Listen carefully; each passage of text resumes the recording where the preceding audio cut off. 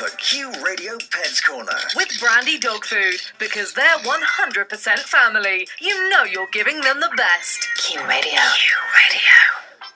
Welcome with me, Sharon Jennings. We all know what a vet does, but have you ever heard of a forensic vet? And if you have wondered what they do, well, I'm joined now by David Bailey, who's a forensic vet based here in Northern Ireland. You're very welcome, David. Now, a forensic vet, you're pretty rare. There's only 2 in the whole world. You're one of them, David. So what exactly do you do? Well, it's hard to articulate.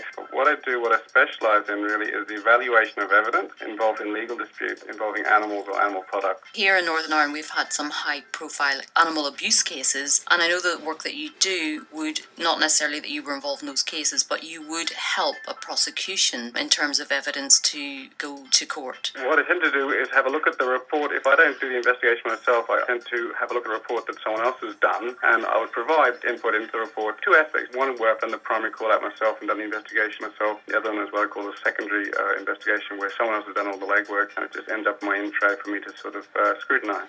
Many people working within the animal welfare arena here in Northern Ireland criticise Northern Ireland for being quite behind in terms of how we treat animals and then how we deal with people who are involved with animal cruelty. Now, you as a forensic vet, what's your position about how we deal with abuse cases here? I think the first thing we need to be aware of in Northern Ireland is that the legislation that we currently have in place is actually very, very good legislation. It's very strong legislation. It's quite effective. However, there is, in my view and my recent experience, seems to be a lack of willingness or just a low appetite for the enforcement. So strong legislation, poor enforcement. What I've found within the last 2 years in my role working in the Western area is that there has been a lot of animals looked at, investigated, seized, taken into care by the council. There's been a lot of reports done by myself. But there seems to be a lack of willingness to get the report off my desk and into someone else's desk and then to forward along to the PPS for a prosecution. There just seems to be either a lack of training, a lack of an awareness, or what I suspect is a lack of an appetite to take on this type of work. So you've been involved in cases where, in your opinion, which is a very experienced and valid opinion, you think there's clear animal abuse that has happened, and yet these cases never get to be prosecuted.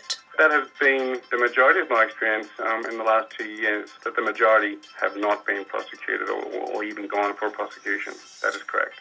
I want to make it clear that I think the animal welfare officers are doing a good job. They shouldn't at this stage be criticised. They're quite stretched. They're doing a very good job. There's another level of management above that where I feel that there could be a problem with regard to this willingness to progress and to proceed with prosecutions, with enforcement, with training. And that's a very difficult thing to address, David, isn't it? Because if the legislation is there, then it's really we're dealing with how do you encourage humans to be more willing to pursue these cases? I think there should be more of a willingness and an appetite to enforce the legislation that we have, which is really, really strong. And it seems to be unfortunate because it sends out the wrong message. And in my view, it is sending out a message that it is okay to go out and abuse animals, to be cruel to animals. It's okay to do that because the councils aren't going to do anything about it, are unwilling to do anything about it. And that, for me, is a shame. These cases aren't being brought forward. No one knows why, and I think it needs to be highlighted. In your experience, David, I know that you work internationally. Would this happen in other countries, that you would do this work, that you would present this evidence and nothing would happen? No, it's interesting that in all the other parts of the world that I work in, I come back to Northern Ireland, this is the first time this has happened to me, and this would be unusual and certainly unexpected. David, it's absolutely fascinating talking to you, and thank you so much for coming on and talking to us about the work that you do.